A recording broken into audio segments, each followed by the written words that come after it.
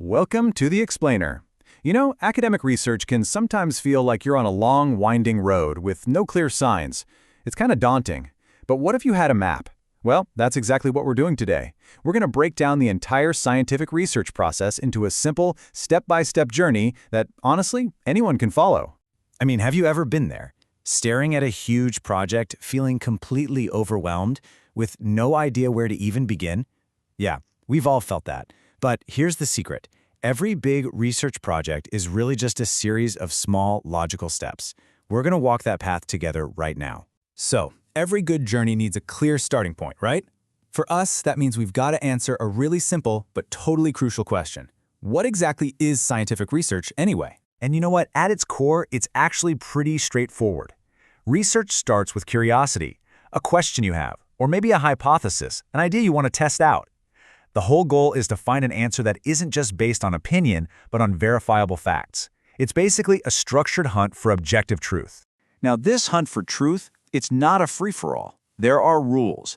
Think of them as the essential rules of the road that make sure the journey is credible and leads you to a reliable destination. Let's take a look at what they are. See, good research is never, ever created in a vacuum. It always starts with a focused question, and then, this is super important, it builds respectfully on the work of people who came before. Most importantly, its conclusions have to be based on verifiable facts, and you have to remain objective. All this just ensures the process is fair and the results are trustworthy. Okay, so we've got the rules established. We are ready for the map. The entire research process can be broken down into a 6-step journey. Let's walk through it. First up, you pick a topic that you're genuinely interested in. Our source uses the example students cheating. Second, you get specific by asking questions like, why do some students cheat? And third, especially in academic settings, you write a proposal. This is your game plan, designed to get the green light for your idea. So once your proposal is approved, the real work begins. Step 4 is collecting information, and we'll come back to this one in just a moment. In Step 5, you analyze everything and write up your report. And finally, Step 6 is the defense, where you present your findings and share what you've learned. Okay, let's zoom in on that crucial fourth step, collecting information. It's actually a two-part process. First, the literature review. That's where you gather secondary data from existing sources like books. Then, the study itself gathers primary data directly from people. So you're both standing on the shoulders of giants and adding a brand new piece to the puzzle yourself. 6 steps. Laid out like that, it sounds pretty simple. But a research project can take months, even years.